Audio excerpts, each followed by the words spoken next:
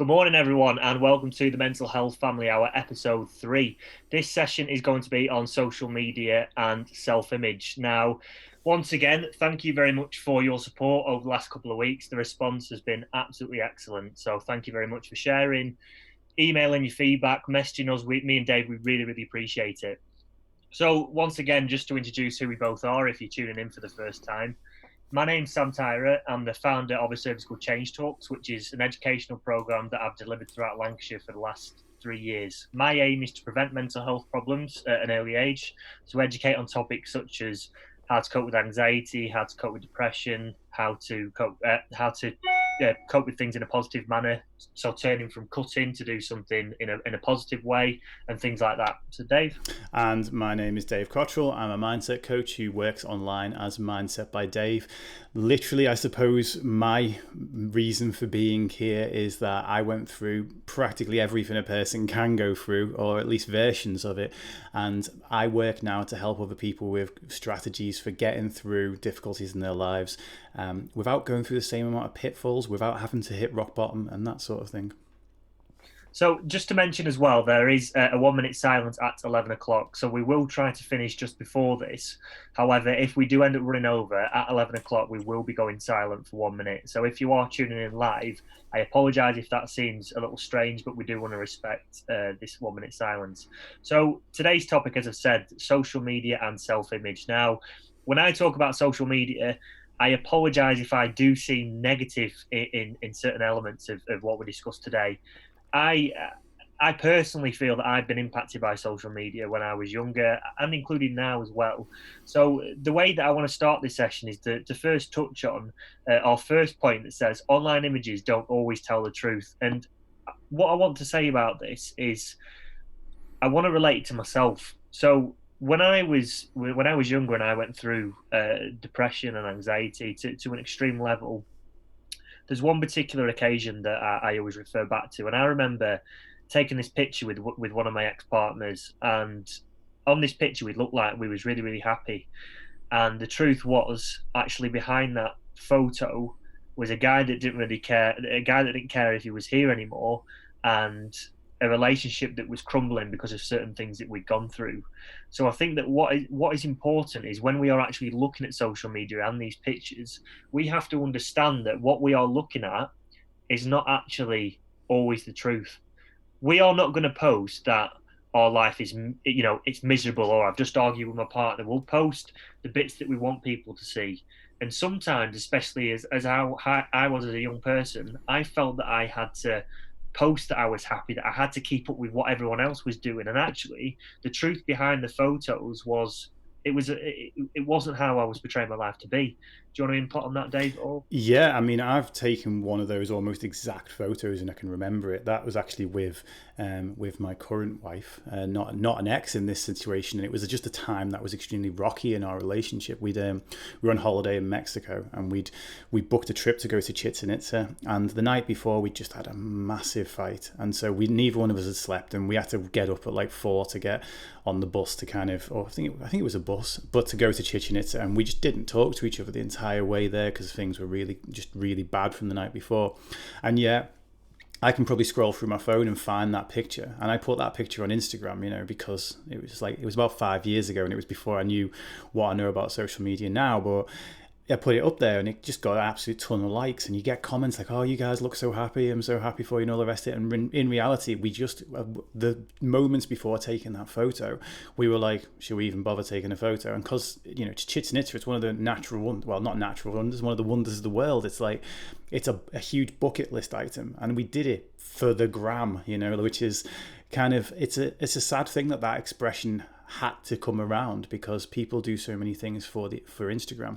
And a great example of that I've seen online, which is where the inspiration for the image that's on the screen comes from right now, is people just show what, like, they show the highlights, they show, like, I've seen pictures where a person, it shows what their full room looks like, and it shows you the corner that they use to take pictures for Instagram, and it's this pristine corner, like, that's well lit and well laid out, and then the rest of the room's chaos. In fact, I feel like I should probably to move my camera around so everyone can see that actually my office is chaos. It's a working chaos, and what we see isn't always a full reality of what is there. And my big point at this right now would be to say, to start using social media in the same way that we look at the TV and we look at other media, we look at film.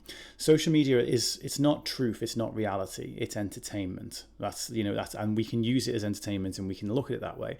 And we can, if we look at it as someone on TV with a reality show and they've got like this big amazing house, then we get this element of jealousy. Whereas if you look at someone who's a character, like, I don't know, when in Creed, like, for example, like when he becomes famous and in Creed 2 he's got the big massive house. It's like when we look at things like that, we don't look at that and suddenly be like, I should have that too, because we identify that we're not this character in a story. Whereas when we look at other people online, we think, well, they're just a regular person like me, therefore I should have this life. And it's this word should that is the problem. And I think, just to touch on that, when we think I should have this life, what we have to understand is social media is a false reality, and it's something that I always say to young people, not just young people, anyone that listens to me when I talk. So what we have to realize, when you are scrolling through your feed, you might see somebody that has got the perfect relationship, the fancy cars, the fancy watches, but actually the truth behind that, what they're portraying, isn't always reality. So they might not have a good relationship, but they're betraying to have a good relationship. So that's putting you down, thinking, I wish I had that. I wish I had this. Well, guess what? Quite often, these people don't have it either. We're only posting what we want people to see, or we want to show that we've got a really good life or good things. But actually, what is the truth behind these photos? If I was to post online that I had a fancy car or a fancy watch, how do you not know that I am in an awful lot of debt just to get them things? So actually, what is going on behind these photos is not necessarily the truth. And something that I just want to mention as well, something that I've seen more and more of now within schools in particular, because obviously that's my focus, more and more people are buying likes and followers. Now, if you're watching this, you may not realize people are doing that, but more and more people are getting apps, using different websites to buy followers. Now, what's sad about this is I have seen many, many young people doing this. Now, if I was to build up my Instagram profile, for example, and put Sam Tyrer, public figure, entrepreneur, I've done this, I've done that, and then I buy 500,000 followers, I post a selfie and I buy 10,000 likes for that selfie. So when you look at my profile, or as a young person, when you look at my profile, you think, wow, he's got it all together. He must be really relevant. He's popular. But actually, the truth is, how many of them 500,000 followers that I bought care about me? The answer to that is none. So what is happening is, so many young people are looking at these influencers, okay, and I'm not trying to disrespect them or anything, but many of these influencers are doing that as well. When I actually started my PhD, I actually started monitoring what certain influencers were doing, and they were basically following hundreds and hundreds of people from all around the world. And what would happen was, because they bought this, they bought followers, their profile would automatically follow someone. They would then get the followers back, and then they'd unfollow them. Yeah. So they're trying to build up their following to make them look as if they are more relevant or more popular. Now, what is happening is, this is directly impacting young people, and young people are putting their self-worth and self-image, on this numerical number. And let me tell you now, to all the young people out there, likes and followers do not matter. It does not make you more important. It does not make you any more popular, more beautiful, whatever. How you perceive yourself should not be relying on a numerical number on Instagram, because that that is not important, and you need to get this in your heads now. So every time you put yourself down by comparing yourself to one of these influencers, just stop and think for a second, because they could have bought these followers as well. Yeah, Sorry, I went on a and bit of it's a. absolutely fine. I think one thing we should probably highlight there is what an influencer is, and especially for some people, like most of probably the teens that are watching will know automatically what an influencer is. To anyone who's a little bit older, an influencer is essentially the celebrity that will sell your product as of the day of, you know, they are people who influence people's thoughts, they influence people's purchase patterns. But one thing I want to extend is that every single one of us is an influencer. It's just a case of to how many people we're an influencer, and to what level. So we get the opportunity to influence. We're influencing hopefully thought around mental health by putting these videos out there. And you know, if you have an interaction with someone, if you even go up and you are nice to a person, or if you go up and you are horrible to a person, you're going to influence that person one way or another. So the word itself has kind of lost a little bit of meaning in the fact that we forget that we don't have the value or the worth to be able to do that unless we've got a blue tick on Instagram. You know, it's like, and it's just not true. You can and are an influence on people around you. You may have even friends that like would choose to watch a film or listen to a band based on your recommendation, or to stay away. That is influence. And I think it's definitely worth clearing up, because what we need to do is take accountability for what we do post on social media, because we need to sit there and ask, is this going to actually influence a person towards something else? And the idea of it is people get used to a certain standard.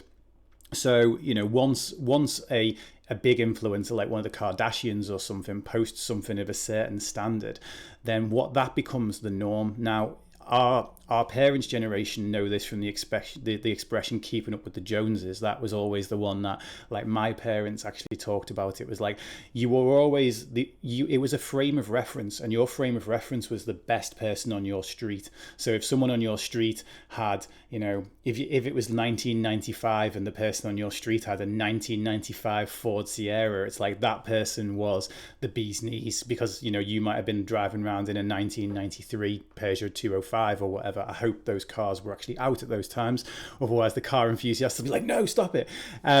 And we'd look at those people, and, you know, like I remember, like, I grew up in Anfield and Liverpool, and like if someone had a Sierra Cosworth, it's like that name, like just having that sort of more powerful engine. Or if someone had a BMW or a Mercedes, those things. And it didn't have to be the brand newest Mercedes that there was. Just someone had to just have a Mercedes, you know, or a BMW, and that person was, you know, considered like to be someone to kind of to aspire to be. But the goalposts changed, and like that Mercedes that you could have then, you can get that Mercedes on finance now, and you know you could put yourself in a bit of debt to get that, and people were doing that. But now it's like, I don't know if anyone's ever seen that. Was it Dr. Phil video where the girl wanted the $150,000 G-Wagon and she was crying on TV because she couldn't get it? That's a caricature. Well, it's a real person, but that's the extreme of what it can get to. But what we do is we say my happy life will be happy when I will be happy when. Whenever we say I will be happy when I have more followers, when I meet my soulmate, when I have a better job, when I get the better car, what we're actually saying is I won't be happy until. And the problem with that as well, so let's say you're saying, I'll be happy when I finish high school. And let's say that you're in year 9 right now. You're actually saying to yourself, I'm not going to be happy for another 2.5 years. Now, the trick with I'll be happy when as well, I'll be happy when I get to 10,000 followers. Whatever it may be, I'll be happy when I get that blue tick. What actually happens a lot of times is people get to those goalposts and they get there and the happiness doesn't just miraculously come. And then it's like, well, now what? So we strive for more, and we get constantly in this loop of being like on an endless treadmill of kind of like the number of likes in front of us dangling like a carrot, and we're just running after it, trying to get more and more and more of it. It becomes addictive. And I'm actually going to share a little bit of a poem about my own addiction to social media at some point during this presentation as well. And I think as well, it's about understanding happiness and pleasure. Now, what Instagram, and I'm talking about Instagram because that's probably one of the main ones that young people use, especially, is the likes on a picture. And this is one of our points on here about instant gratification. The likes on a picture, or every time you get a follow, gives you a hit of dopamine, which gives you a reward, it gives you pleasure. It's addictive, and that is what young people are getting hooked onto, which your poem will mention, won't it, Dave, as well? Yeah. So the issue of what I'm seeing in schools is, as people are posting these selfies, they are relying on getting more likes. They're getting hooked on, oh, I need 50 likes, I need 100 likes. Now, if they get that, they feel great in the moment, but then 5, 10 minutes later, that pleasure's worn away. It doesn't really impact your mood. It only impacts your mood for a very short period of time. Yeah. Now, what is happening though is, because they are so fixated on being validated from external sources, if they post a picture online and they don't get as many likes as they want, their self-worth, say they posted a picture of themselves and they get 100 likes, the following day they get 2, they've gone from feeling like, oh, I'm beautiful, I'm really loved, so all of a sudden their self-worth drops Yep. because they haven't got that dopamine hit that they want.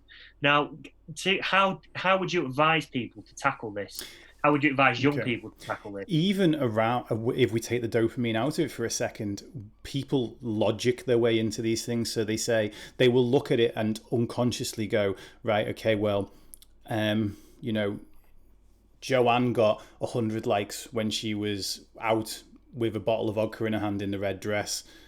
So I'm going to go out in the red dress and put a bottle of vodka in my hand because I only got like 45 likes went from the picture where I was sat at home wearing my jumper. It's like, and then when you do it with your own work, I've fallen into this trap thousands of times, and it's like, we've often talked about the fact that that likes don't equal impact. With work in mental health, it's very misleading about, people don't sit and hit like on something unless people like things that are quick to like. Again, the process of giving a like is a very quick hit as well. People go on their phones, they scroll through, and they just double tap scroll, double tap scroll, double tap scroll. And if you put like a long video like this, let's say we were to get this video an hour long on Instagram, people would go and they'd watch the first few seconds, and then they may not even turn the volume on, and they'd just scroll past it.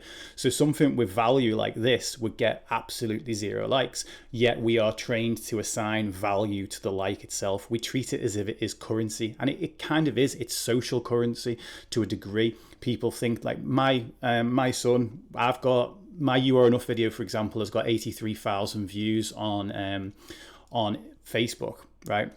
My son's never been bothered about that, but when the first one of these got 1,800 views on YouTube, my eldest son was like, "Wow, you've made it! You've got 1,800 views on YouTube," and for him, YouTube is a harder thing to break into. Therefore, the views have more value to him. And it's like, I'm like, no, it's fantastic, and we obviously want this to go to as many people as possible, but not because of the likes or the numbers, because we want the information to reach as many people as possible, and that's our reason behind it. But if we're just going for this instant gratification thing, it leaves us vulnerable, because there can be so many different reasons why people don't hit like. There's an algorithm working as to how often you pop up in people's feeds. You might not pop up in certain people's feeds that day. If you don't get the first 5 minutes worth of likes, you might pop up in only half as many feeds. And it's like, I put a picture actually up the other day of my physical transformation, which is coming up on here. And that got something like 206 likes, whereas when I do, for the last 30 days, I've been putting a sort of 6 to 8 minute video up on a mindset technique that a person can use, and they get like 3 or 4. But if you look at the impressions on that, once something starts getting popular, it's very easy for it to snowball. So for someone who doesn't get that first kind of hit, it's not just the picture that might not be working in your favor. The algorithm might not be working in your favor, or the people that normally hit like on your posts might not actually be online at that point in the day. There's so many different ways in which it could be, but the problem is that we get trained to want that feeling, and as you say, it leaves us very empty. Now flip that round.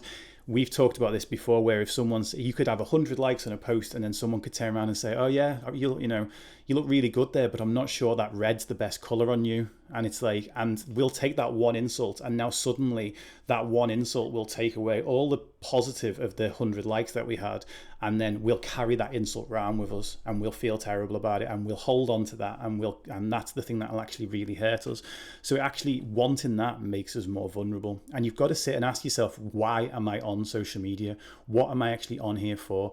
And because when we portray a life that isn't our real life, we know. Everyone else might not know, but we know what we've just lied. And I remember that one time in school where we kind of briefly said, the bigger the lie, the bigger the likes. It's like the more you're prepared to kind of ham it up and to be like, here I am on my private beach in the Maldives with a swan as a butler. Really, Southport Beach. Yeah, exactly. And it's all done with filters. But that actually, the next point is happy filters. I've never come across this expression. So what are happy filters? Happy filters is basically portraying that you feel happy and everything's perfect, but actually the truth behind that is not reality. It's like filtering. I could put a tint on my skin, I could whiten my teeth, but it's not actually reality.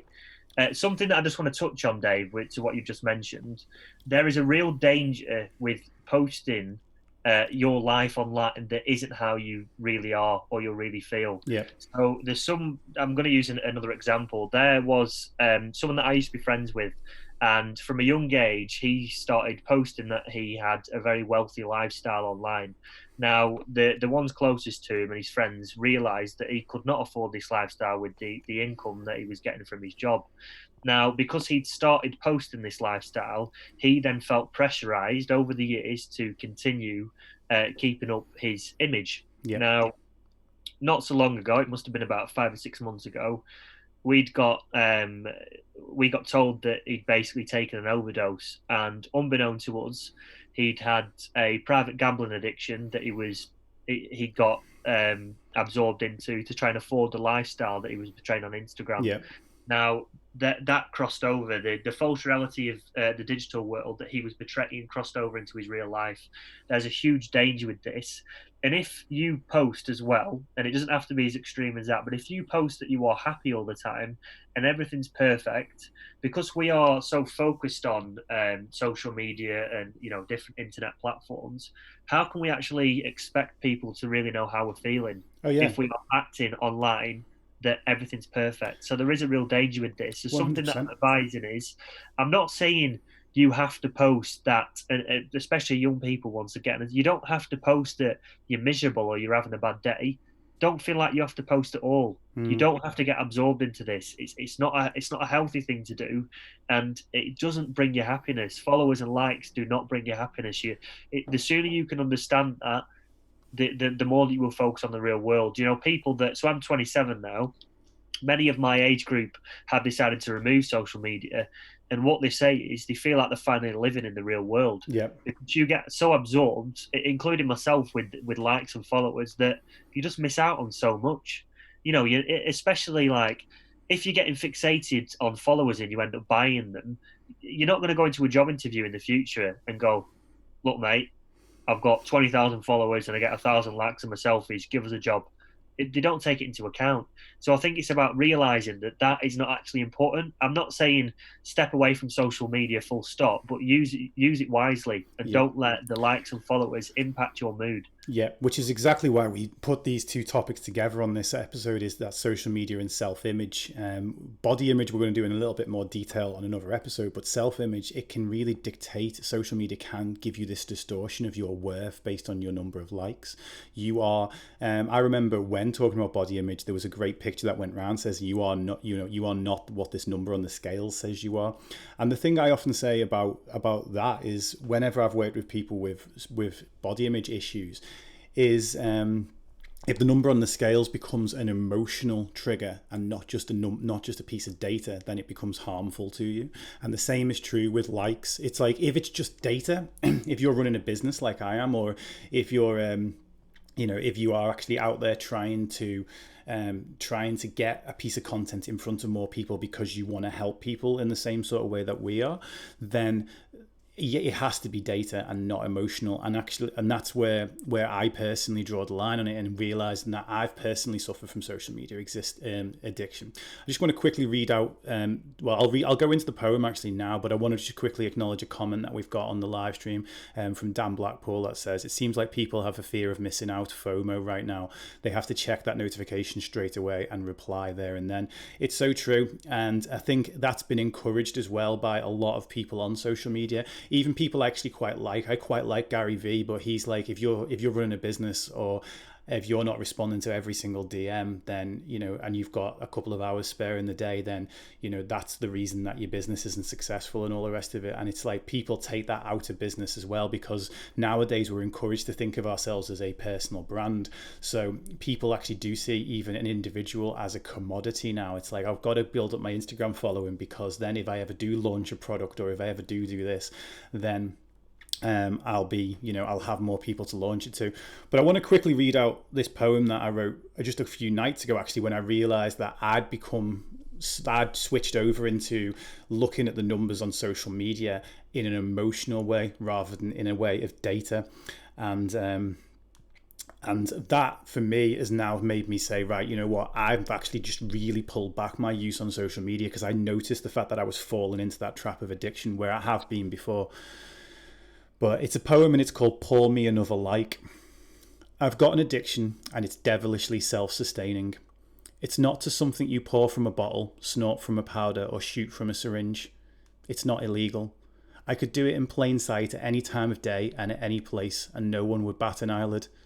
In fact, most wouldn't even notice me, as they are feeding the exact same habit. My addiction is your attention, and my dealers go by many names: Twitter, YouTube, Facebook, Instagram, Twitch, each with their own offers of supplying my fix. More reach, new followers, ads and direct messages. I know every stage as I enter this bar. The sweet flavour of instant gratification, the harsh aftertaste of doubt, the oncoming high always different than before, and the inevitable hangover that will wait for me at the end. So bartender, pour me another like. Like any addict, I justify my behaviour. And unlike any other, this one is so easy to permit. See, my work requires attention. I help people. My addiction is to your benefit. But that only allows me to justify. To check analytics just one more time. To refresh the feed just one more time. To buy another ad, to boost that post, to take that collaboration just one more time. And as I sit here even writing this, I am forced to ask, is this poem for me? For therapy? For clarity? Or is it a tool for just one more hit? I should keep it to myself, pull down every ad, detox my social media, divorce my phone. But I won't. Because though this addiction causes me harm, live without it I cannot. To do my work requires connection. To make connection requires attention. To gain attention requires making noise, and staying silent hurts me even more.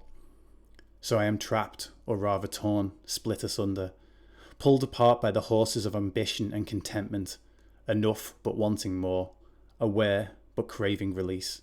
So bartender, pour me another like. Very powerful, Dave. You sent that to me, didn't you? Very early hours of the morning. Yeah, I wrote that when I was lying awake, realizing I've fallen back into the trap of social media addiction. And it's something that I personally have struggled with as well. It's something that growing up with social media, you do get absorbed into that world.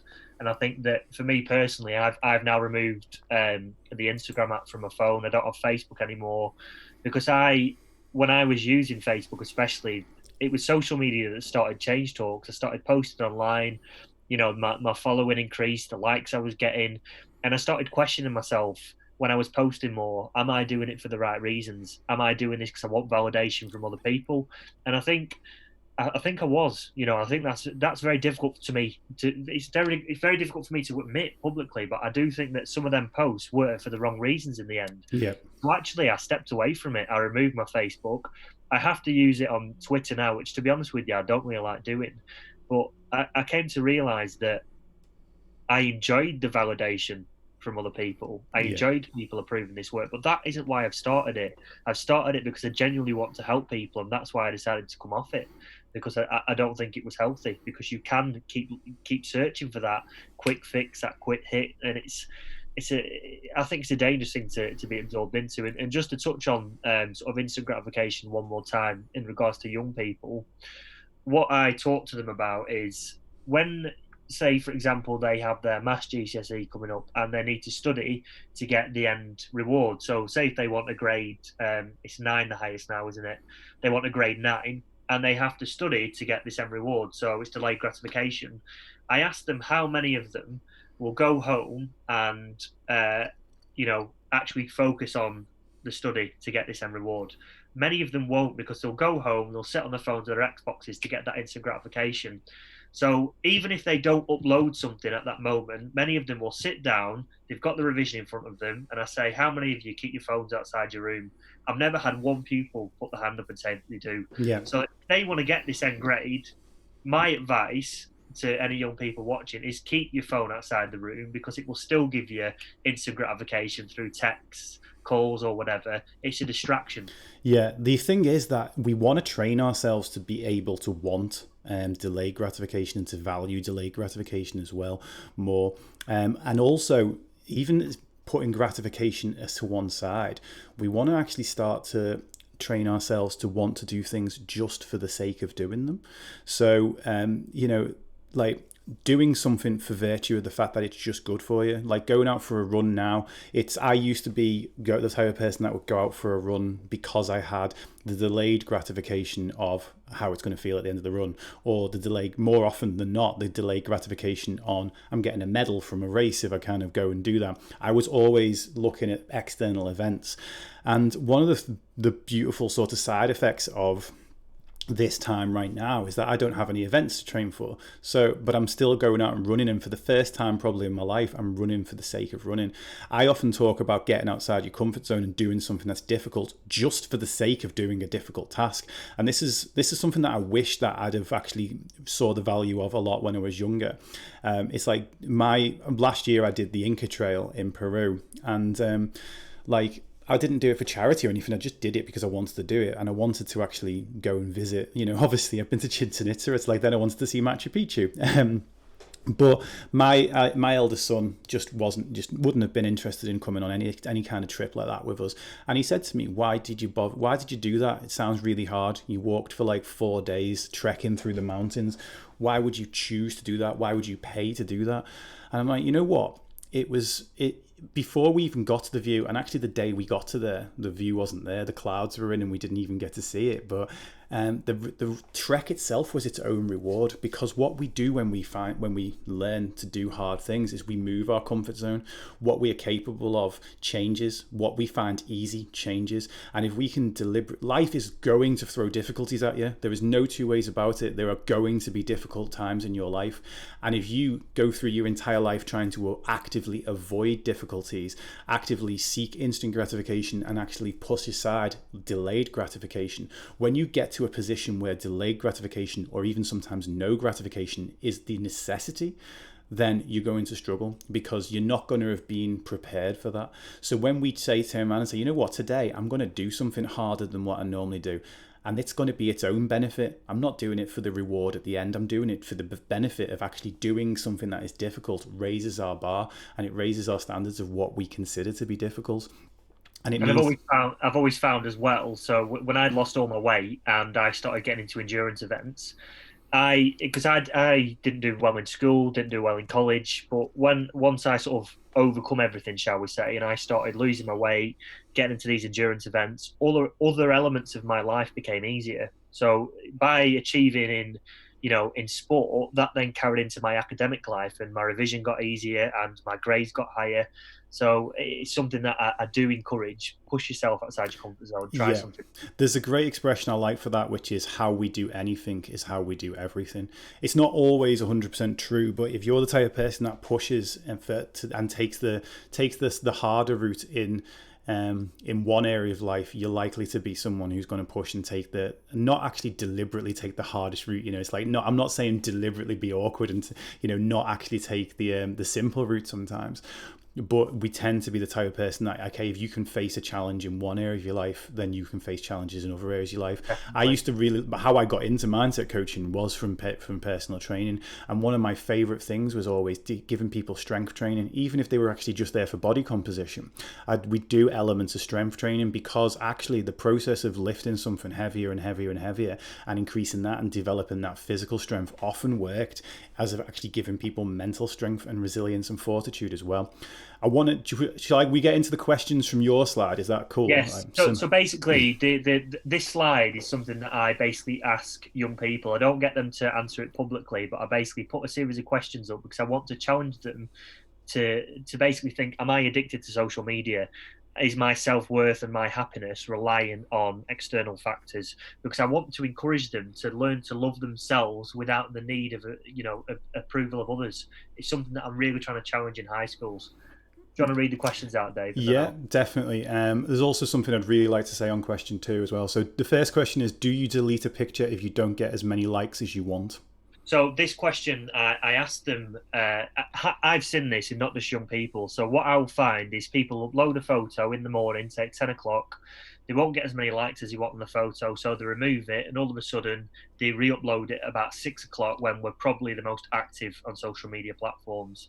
Now, if that is you, my suggestion is step back from social media for a while, have a detox, try and learn to love yourself without the need for these likes.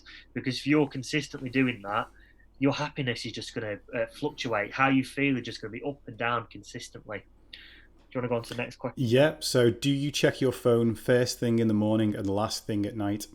Now, the reasons why I asked them this is I think there is a real danger to doing this. I was guilty of this, but what we have to understand is many people, not just young people, anyone, if we are going on that straight away, subconsciously we can be comparing ourselves and already thinking their life looks so perfect, which Yeah. we've already mentioned in earlier. It isn't always reality. But also another danger of this is on social media. I don't know whether any of you watching, you may have seen something that you don't really want to see. So when I was on Facebook, for example, I'd be scrolling down and all of a sudden I'd see an animal cruelty video pop up. And that is harmful. That is very detrimental to somebody's mind. If a young person is watching this and engaging with that, that can, that automatically will set your tone for the day and you can be in an extremely negative mindset. And also the last thing at night as well, there are issues around blue light because I don't think all phones have got blue light protection now, which impacts melatonin being released from the mind. Yep. And also, if you're doing that as the last thing at night, once again, exactly the same thing can happen. You go into bed thinking, oh, I wish my relationship was like this. I wish I had that holiday or that car. And you have to get in your minds that social media is a false world. Yeah. Did you want to comment on that, Dave? Yeah, 100%. So this is something that I actually call bookending, and bookending is what we do at the beginning and the end of our day. And so many people ask when's the best time of day to do mental health or even physical health, and I always answer saying it's the best time. The best time is the time you can personally fit it in. But there are actually benefits to doing things first thing and last thing, because there's a principle called priming. So whatever we do first in the day primes us for the rest of the day. Now we can be reprimed, we can change the sort of the state and the direction. But like if you imagine, even like, let's say you've been on the school run, and let's say two different scenarios. One is that you've been laughing and joking with your dad in the car or whatever, and then you get to school and you get dropped off, and you go about your day. The other one is that you've been sat there scrolling through social media, seeing everyone that's allegedly has a better life than you. And as I say, allegedly, they're showing a better life. You're comparing their highlight reel to the worst bits that you have in your life. Think about how your 2 days are going to be differently even going forward. It doesn't just impact the moment that we're in, and this is especially for the adults. Checking social media at the beginning of the day, if you're going into work, it puts you in a reactive state, and a reactive state means I will spend the entire day deciding whether I'm going to react to things or not. And I'm gonna I might just kind of stay stuck in my inbox with my emails and just reacting to the latest one that comes in, and I'm not going to kind of get on with any project work or anything proactive or anything like that. Same with coursework, same with, as you said before, if someone goes into that reactive state, all we want to do is check back for another hit. Last thing at night, yes, it impacts your sleep, and we're not talking about the blue light here. Yes, that definitely does it, but more often than not, what's keeping you awake is your thoughts. And if you're dwelling over certain thoughts, those thoughts creep into your unconscious. Those thoughts can be the first thing that you think about the next day when you wake up. You kind of slept on that, or they can keep you awake. There's the reason next week is Mental Health Awareness Week in the UK, and there's a reason why sleep is actually the topic this year. Because if you go into the next day having had your sleep disrupted by the thoughts and things that you were thinking about before you went to bed, then you're going to actually feel worse again the next day, and the whole thing just becomes a vicious cycle. So number 3 is, if I was to remove your phone from you, how would you feel? So when I ask this to young people, the panic on the face is like, oh, I miss out on this, I miss out on that.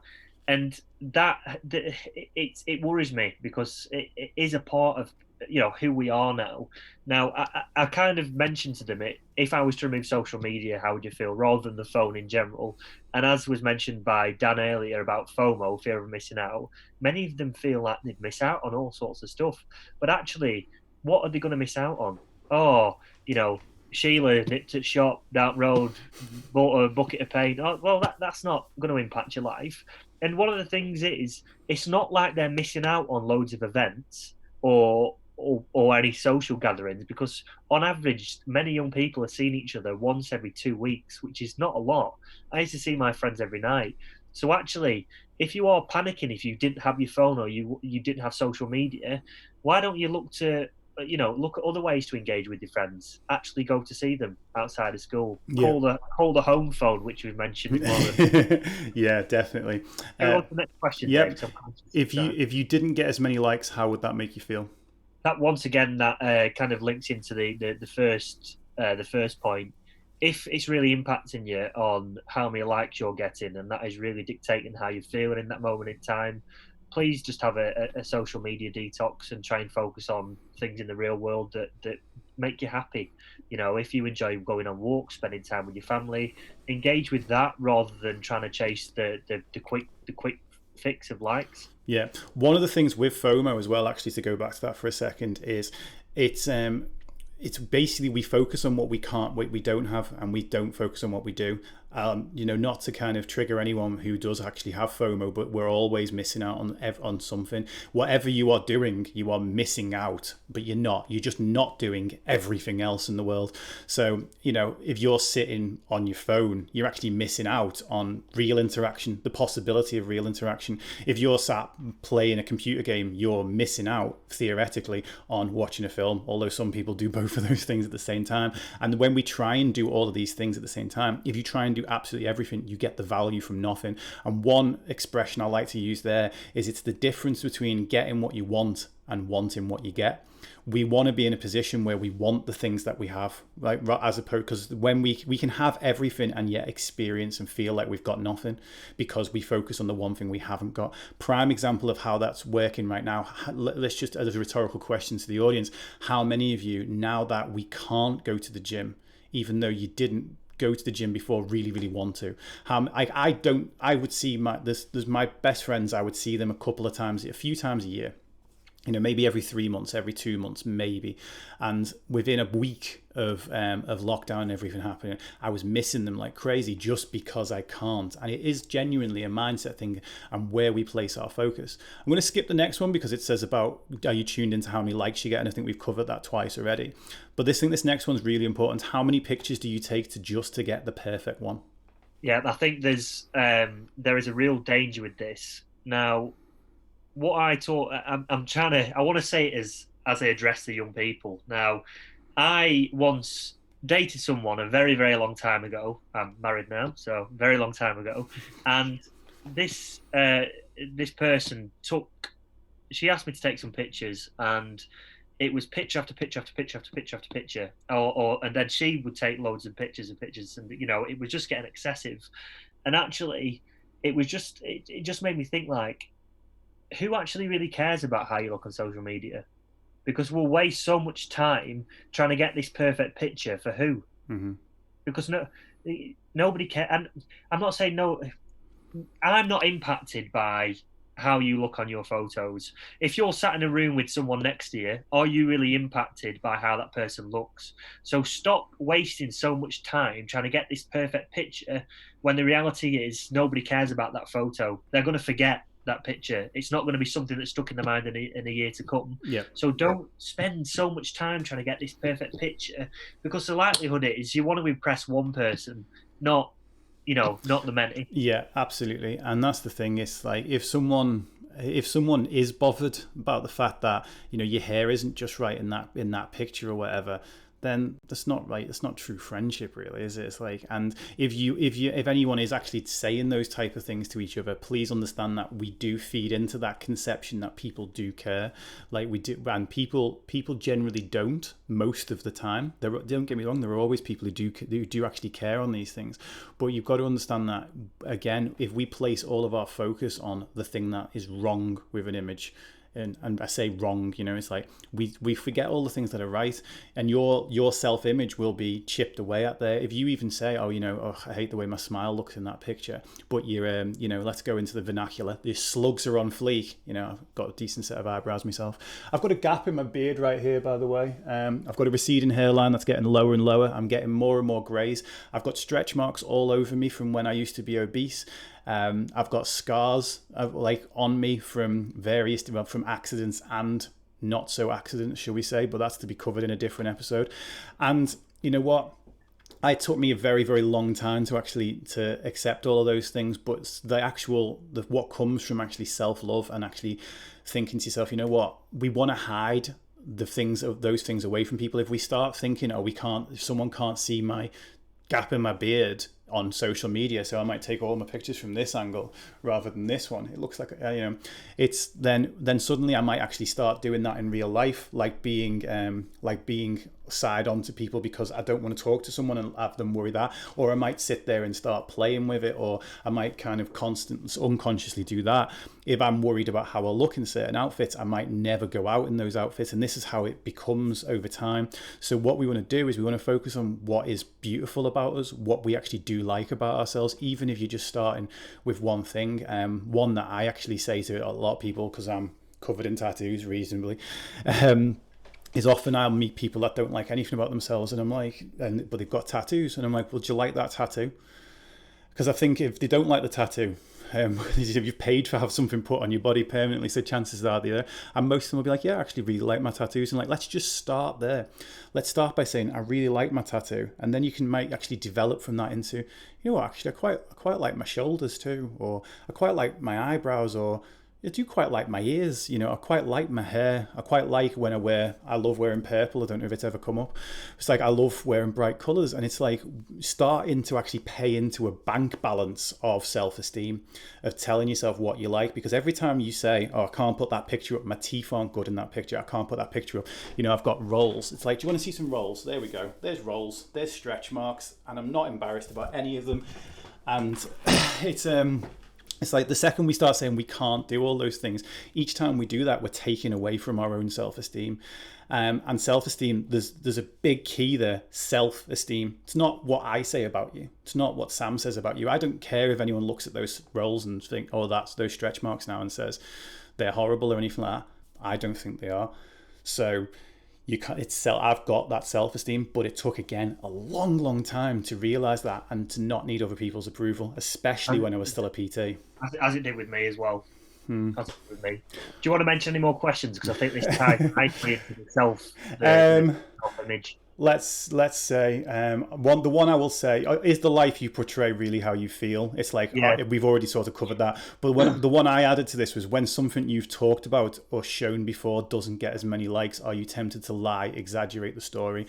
This is one that I see in mental health, and it can be quite harmful, because what happens is if someone's mental health, when we first open up about things, people give us more attention. So the first time I openly talked about my mental health on social media, like, I got attention from and likes and comments and all that stuff from people I just didn't even know knew about me. I was getting them from everywhere.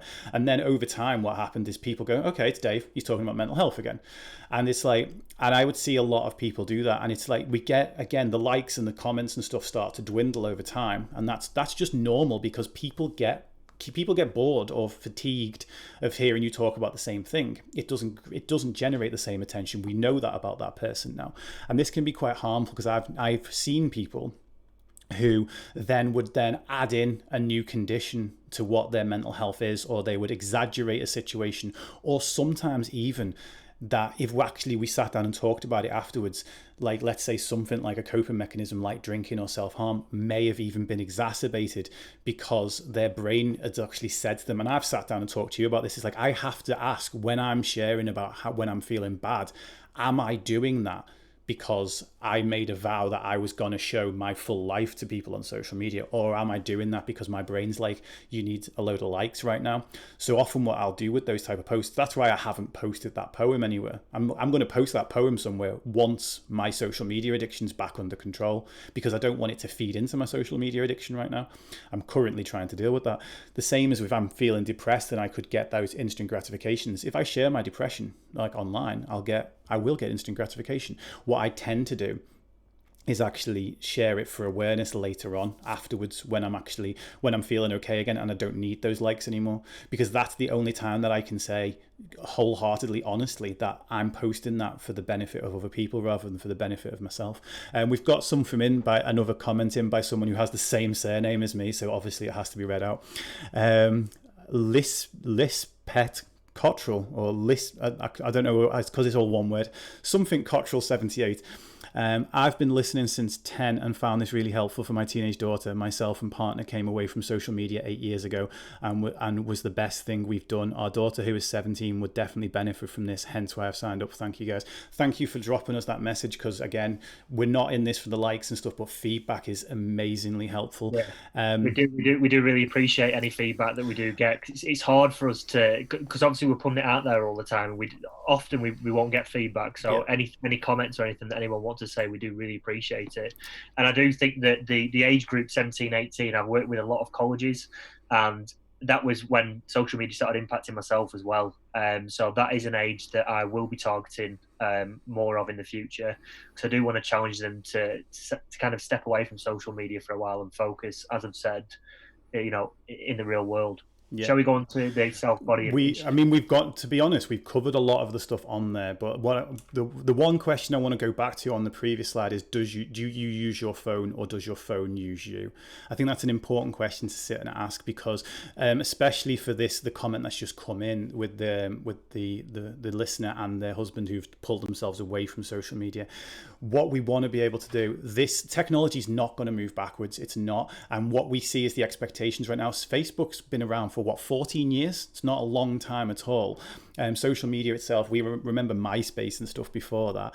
But it's like, but social media is going to move forward. And again, not to terrify anyone, this thing is basically already implanted into us. It just happens to be in our hands.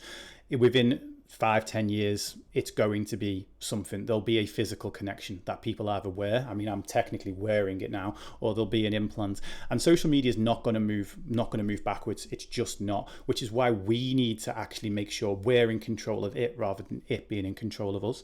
So social media can and should be used, is maybe the wrong word, but I suppose in this moving landscape right now, we couldn't survive business-wise without social media, especially with not being able to physically be in front of people. Like you're great at networking face to face, and you do a lot of that normally, and I normally network by working in various places around the country, but the only way I can reach people right now is through social media. And this is only going to move forward. No one went back to cave drawings, after language came along. And that's the way, unfortunately, that is kind of just a given of life. So what we need to do is we need to make sure we are using it rather than it using us. Going on to the self-image stuff, we've talked about a lot of these things, but the thing is, when you think you've got there, someone comes along who is better. So our self-image, we work on comparison rather than absolute. So again, going back to that keeping up with the Joneses, if we were the Joneses in that department and we were the richest people on the street, the richest people in the terraces in Anfield, then we think we've made it. And as a result, we become like the big fish in the small pond, so to speak. And by comparison, now the world is our comparison now, because we get access. Reality TV came along first and gave us MTV Cribs and things like that, and shown us, I want Shaquille O'Neal's giant 17-foot bed with the Superman logo on it. It's I want the 42 cars. And now our definition of success, self-image, self-worth changes. Beauty standards change. There's a lot of different reasons behind that. in terms, like, but when, if you think about the male beauty standards don't really move as fast as female beauty standards. And I think that means I think it is definitely harder to be a woman in the world with self-image and body image and stuff today than it is to be a man. But even male, do we talk about Ant Middleton, about the fact that he went on the front cover of Men's Health and he's not got a visible six-pack, and he was, there was so much online about, oh, why the hell is he on the cover of this, and so on and so forth. So I met him as well. He's decent when I was in Ecuador. Program. So this is it. Can I just touch on the body image issues, Dave? So in terms of the young women now, especially, are struggling with body image issues in high schools. Yeah. I see it across all of Lancashire and South Cumbria and wherever else I've spoken. So what is happening is many of these young girls are looking at these Instagram models, and they are thinking that, oh, why do I not look like this? Why do I not look like this? I wish my bum was bigger. I wish I had this. I wish I had that. What we have to understand is, so I have many friends that are these Instagram models, okay? And I remember one time in particular where they'd say, oh, can you take some photos? Took some photos, and then I'd watch them edit this photo, that by the time that it got to the Instagram profile, I didn't even look anything like them. They look fantastic in real life. Yeah. When that young person or anybody's looking at that photo, they're thinking, I wish I looked like this. Well, guess what? They didn't look like that either. So you're actually comparing yourself to somebody that doesn't even look like that. Yeah. And many people are unhappy with how they look. And I encourage health. I encourage, us to be healthy, eat right, exercise. However, what is important to understand is often when you are comparing yourself to someone that you wish you looked like, so you're unhappy with how you look, say, you're looking at this individual, this group thinking, I wish I looked like this. And you then go and talk to that group of people. They're unhappy as well. Yeah. They're wishing they look like the next person. Yeah. You go and talk to the group that they're comparing themselves to, and they're unhappy as well. So I think it's about learning to be happy with how you are, but obviously still strive to be healthy, but understand that the people that you're comparing yourself to are quite often not happy either. Yeah. And let me tell you from personal experience, chasing a certain body image of being really lean and athletic did not bring me happiness. It actually made me feel 10 times worse. When I lost all of my weight, I got fixated on body image. I wanted the perfect abs, the perfect defined muscles. And what come with that was I was a young person, I was impressionable. So all the diet that I did was cutting out sugar. It was eating bland chicken with greens consistently just to look a certain way. And I got there, I looked great, but actually I was the most unhappy I've ever been in my life. So don't get fixated on that, because these people on social media that are extremely lean or ripped that you might be comparing yourself to, they might also be feeling that as well. Yeah. Have you got any advice towards that, Dave? Yeah, one of the things I would say is the body positive movement, and also the healthy at any size, health at any size, every size, HAES movements are both putting some great stuff out there in terms of kind of loving the body that you're in, rather than, now there's some of that swung the exact opposite way and gone into what I call anti-diet culture or anti-exercise culture, which is people that say, like, don't bother, like, health and body image are two separate things, like in terms of if you can be healthy at any size. It is 100% true. People can be healthy at pretty much almost any size, to be perfectly honest. And the government guidelines on obesity and all that are ridiculous. I was considered both obese and anorexic at the same time at one point in my life, which I'll clip over to the actual clip on that so people can see it. Those three pictures on screen right now are all me. And that is me on the left hand side at 23 stone 6. That is me in the middle at 14 stone 2. And that's me on the right hand side at 17.5 stone or something there or thereabouts. I call that biggest, smallest, happiest.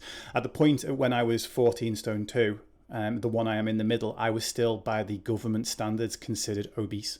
But because I had lost so much weight between those two times, I was also classified as having anorexic tendencies. So it's very confusing, extremely confusing. But what I would say is, even though I'm smiling in all three pictures, I think anyone looking at those can see that I'm only really smiling in the third one.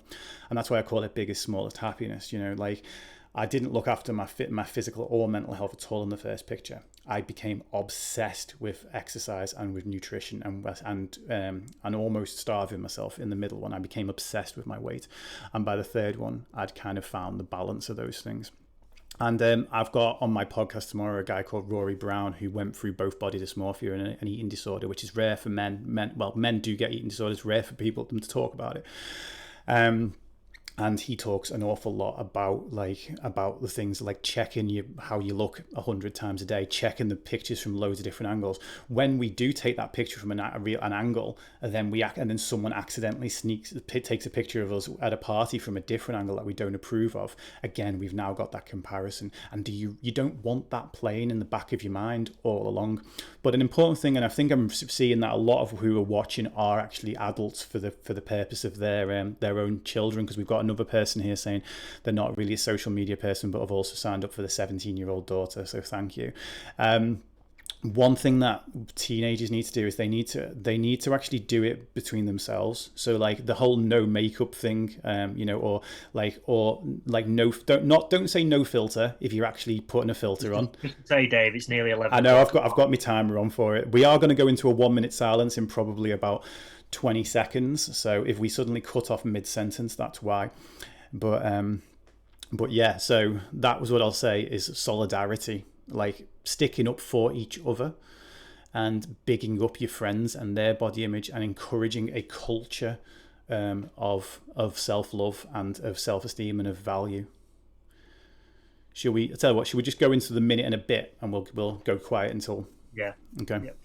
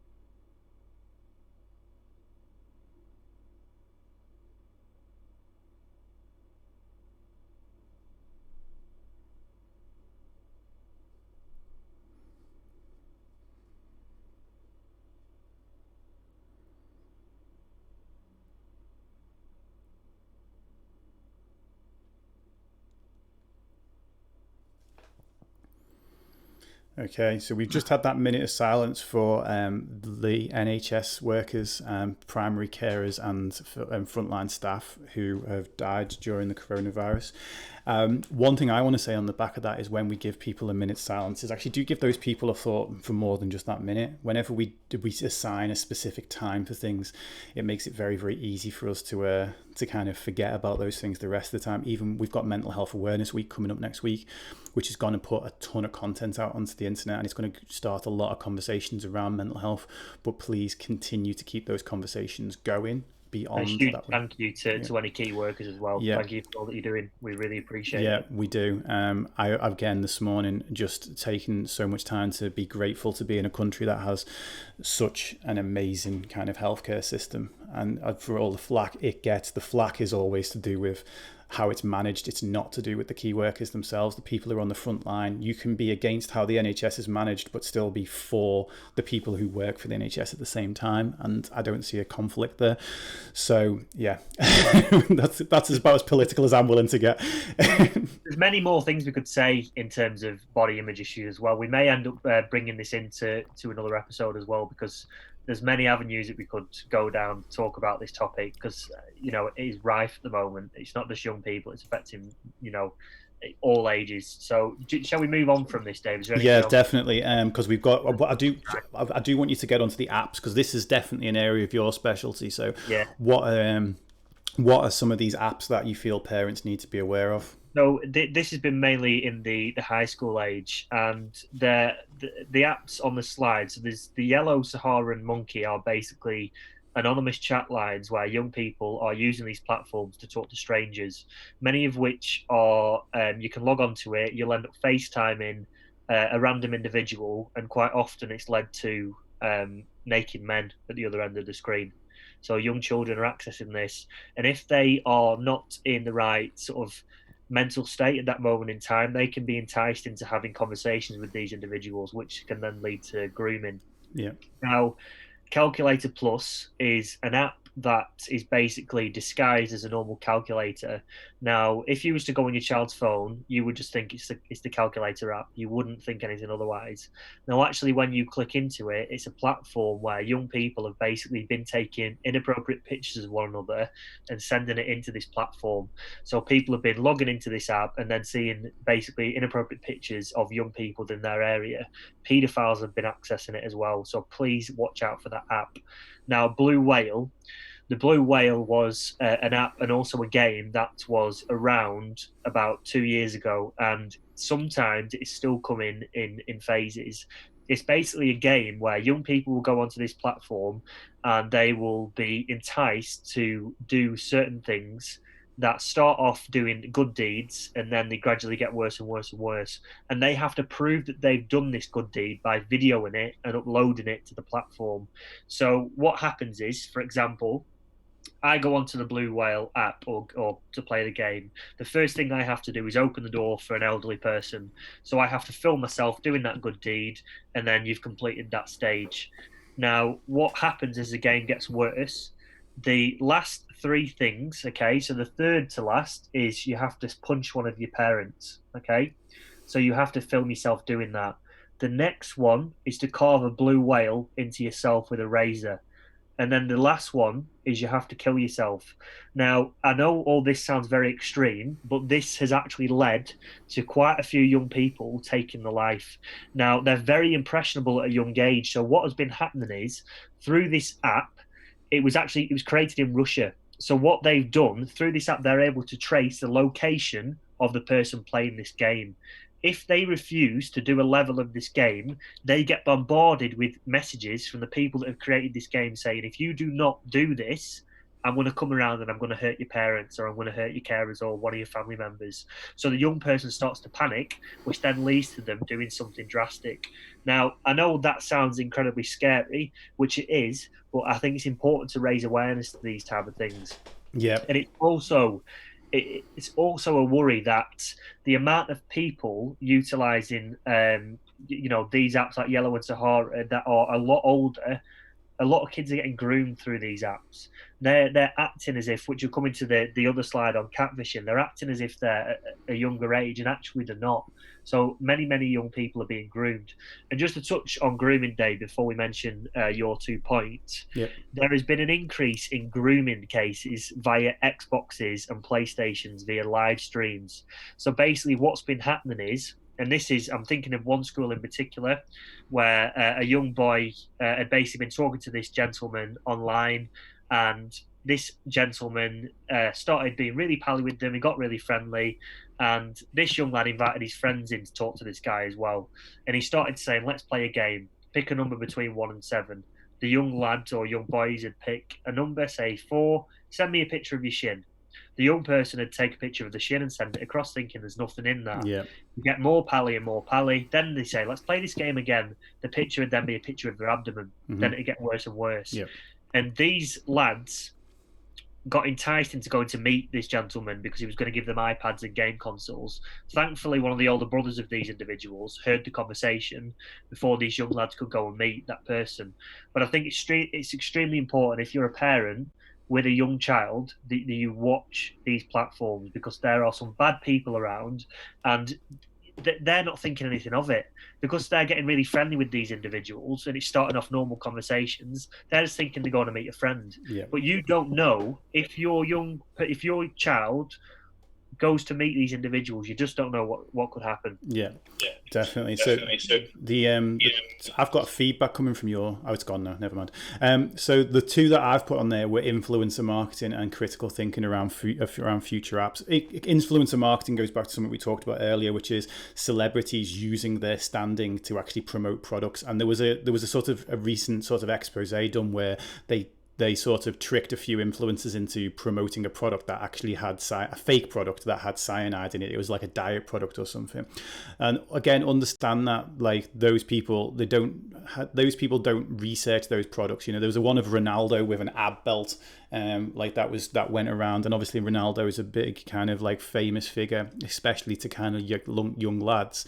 And it was like, this is how I got these abs, and it wasn't. It was pictures of Ronaldo from when he's kind of 18 before this kind of came along and had the abs. But if you actually look into it, Ronaldo's on the board of the company that make the thing as well. So people have those sort of conflicts of interest.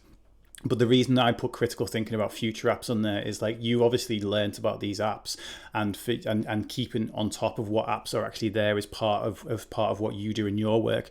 What I teach people is principles, so that we don't need to know the new app. We need to know the principle, like, and the principles are what we teach to the kids in terms of don't send any photos to anyone you don't know on social media. The big principle that, if you actually listen to what Sam's just said about all this that goes on, is it's raising the stakes. So you get a person to say yes to something small. Once you've got a person saying yes to something small, they are now 75% more likely, or there's a statistic, I don't know it's exactly that, but they're much more likely to say yes to something bigger.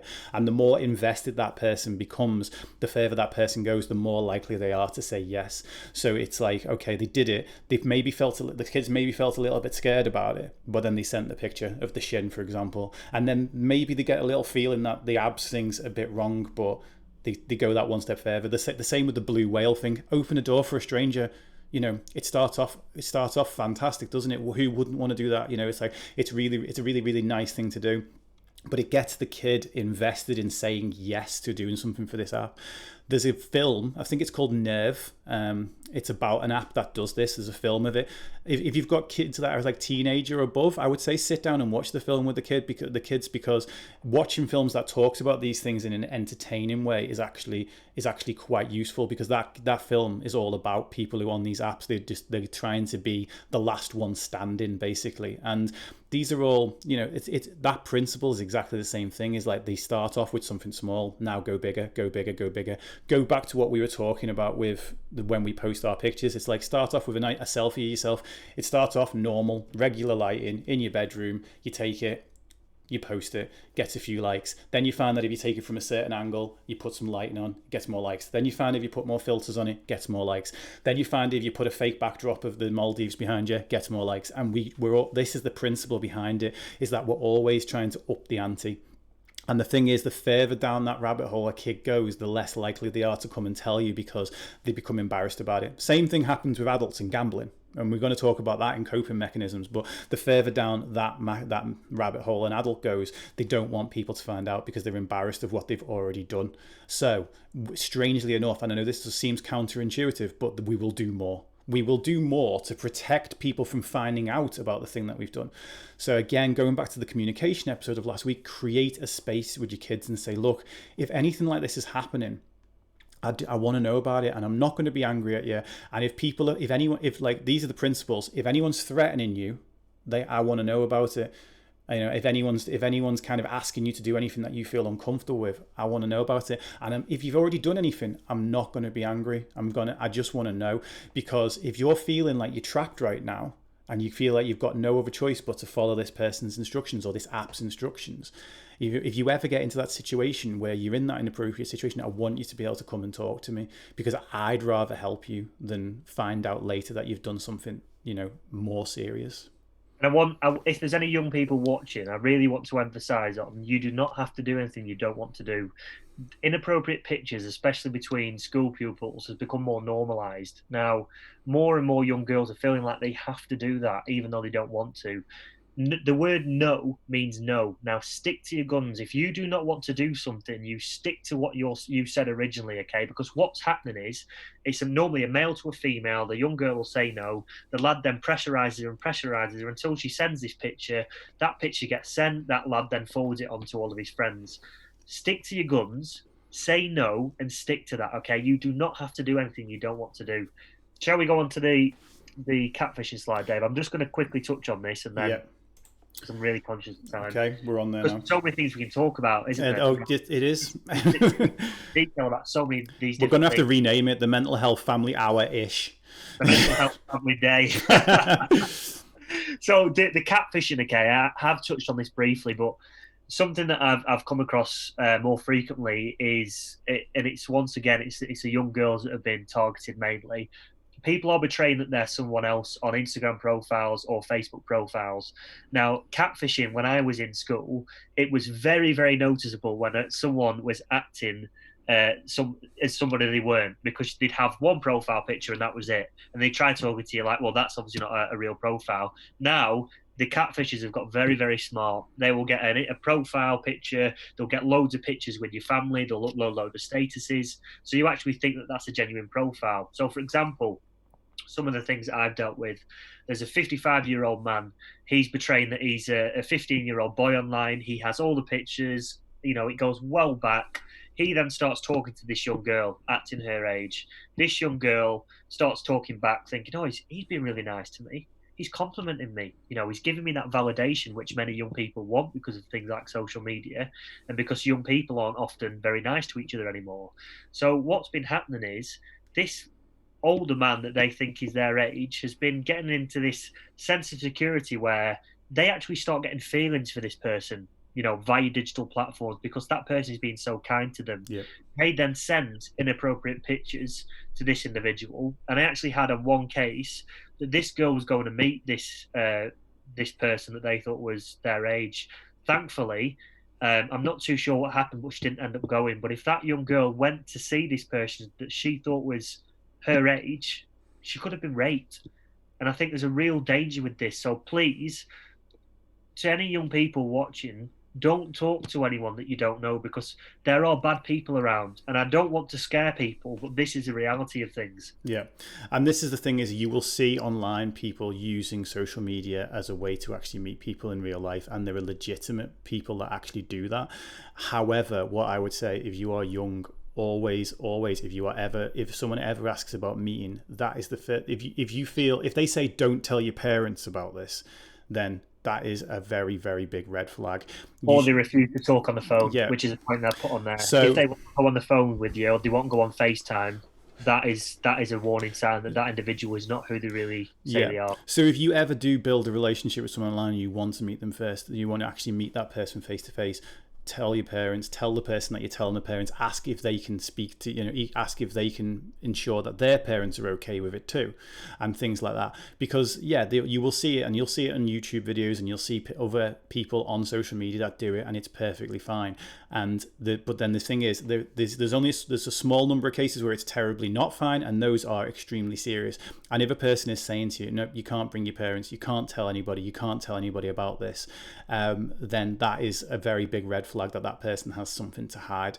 If you actually ever then go and meet that person face to face with your parents, and particularly if their parents come as well, then sure, you might end up actually making a new friend out of that. And that is a very real situation. But again, parents, ensure that when you're talking to your kids about this, say to them, right, if you do ever want to, I don't mind you making friends online, but I would like to know about I'd like to know a little bit about them. Same as when we had kids coming over to the house, we got to see that kid personally, and we got to actually do our own sort of background check on that kid by just having a little chat with them and stuff.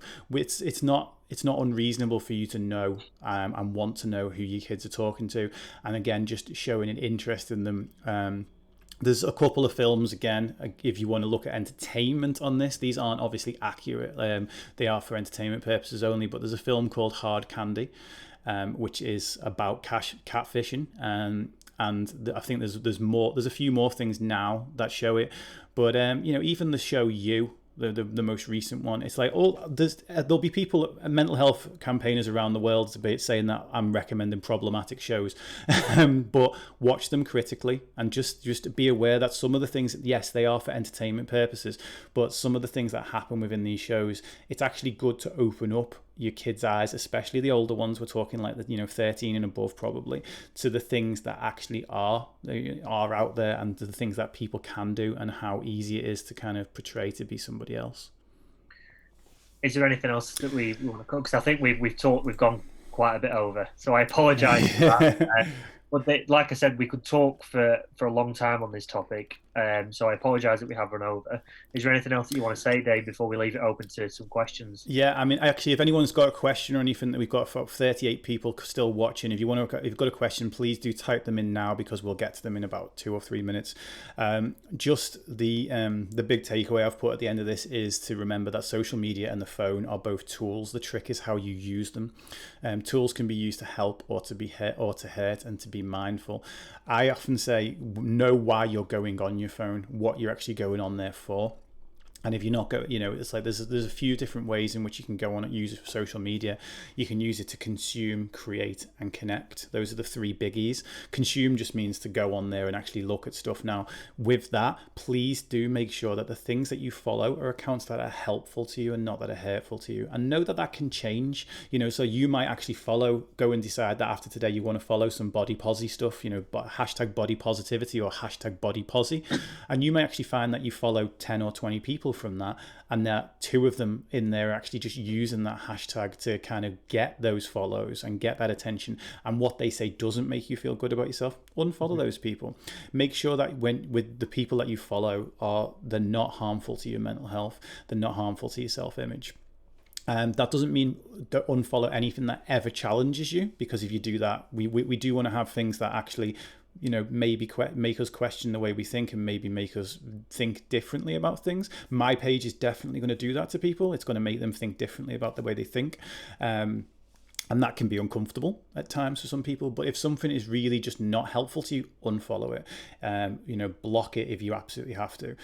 So that's if you're going there to consume. If you are there to be a creative, if you're an older kid, and especially if you're a musician or a videographer or an artist, a fashion designer, anything that you want to use social media as a way to use as a portfolio and show your stuff off, go on there to create. And specifically be like, right, okay, I'm going to go and drop this image.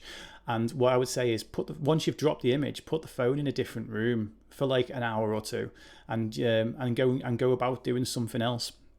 So like, rather than thinking, okay, what are my likes like, because again, you can that instant gratification, you're going to be pulled towards that there.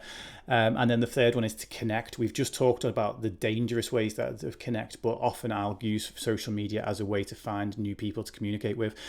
Me and Sam, as I said, we've said before, we met over sliding into the DMs and then meeting in public, but we're both adults, and we both, we met in an extremely public place the first time around and stuff. So social media is going to be used like that, but use it carefully and use it mindfully. And I just say as well, my piece of advice is just to step away from your phone as much as you can and actually connect with, be present in things that you're doing when you're watching a movie, reading a book. Keep your phone in another room and try to absorb what is in front of you. Yeah, absolutely. Shall we leave it at that? Yeah, just a few comments and stuff. So Leslie D 2020 says, fab stuff and absolutely relevant to any age. How you feel is more important than how you look. Who you are is more important than what you have. And the only standards you should aspire to meet are your own. Thanks, guys. That's an amazing point. The only standard we should meet are our own. But the problem with that is that most people don't know what their own standards are. So I would say anyone that's thinking that, what does beauty mean to you? Not what is beauty being portrayed on social media or online. Focus on what it means to you. What does success mean to you? What does happiness mean to you? Not what are your parents' definitions of it, not what are your friends' definitions of it, what are your definitions of it? Get clear on that and live to those standards. And also ask, are those standards realistic? Are they reasonable? And then the person, I'm going to say Lisbeth. I'm just going to say Lisbeth Cottrell. Maybe it's Lisbeth. Cottrell 78 just said, well said, Leslie. Dan Blackpool again said, as a teacher, this has been very helpful and answered a lot of questions. We'll be using this advice to enhance my classroom, especially to address the use of phones in lessons. Great. Vic Seymour says, many thanks, another good hour. I had chosen social media as my main topic for the next remote ELSA session, so most useful. And Dan Blackpool again, big thanks, guys. Again, guys, some good tools to use on such a big topic will be addressed these from September with my students. So yeah, great. Thanks, And Just Man Up's just jumped in and just said hi, Dave. He's caught the last couple of minutes. No, Wait a thank you minute. very much. I thought Lisbeth Cottrell was going to tell me how to pronounce her name. Lisa and Peter. There. Oh, okay. So Lisa and Peter Cottrell. Great surname. It's my surname too, and spelt the exact same way. And so at least Lisa and Peter Cottrell said, "Excellent. I've really enjoyed this. I will be showing my older ones. The time has gone quickly. It always does." And my brother-in-law's just popped in saying, "Yes, Dave, mate. Oops, I missed it." Well, you're a game developer, so you've got work to be doing. Go and get those games out. So the next two sessions are going to be on coping strategies, wasn't it, Dave? Next week, and then the week after that is going to be depression. Yes, coping strategies, stress and coping strategies next week, depression the week after that, and then I can't remember what's after that.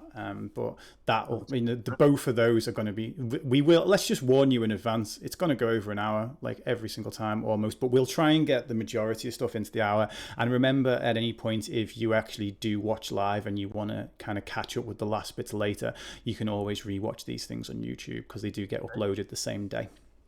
One last thing about, see if people want to get in touch again, it's your email address we're using now, isn't it, Sam? So do you want to just read that email address out? It's sam.tyrer, Tyrer, at lancashire.nhs.uk. Yeah. And if anyone does want to follow my other work on social media, I'm Mindset by Dave everywhere. I give out daily mental health content to all ages. I'm mainly aimed at the sort of people around my age group in what I put out, but it's useful for people of all ages. So, and I only use Twitter now. I don't like using it very much. I don't really promote stuff via Instagram, so please follow Dave's profiles. Yeah, but if you see me on there too often, call me out on it because I'm trying to curtail my own addiction right now. Thank you so much, everyone. Yeah. We'll hopefully see you all next week, and please share it with anyone you think can benefit from it, and see you soon. Stay safe. It's been a pleasure.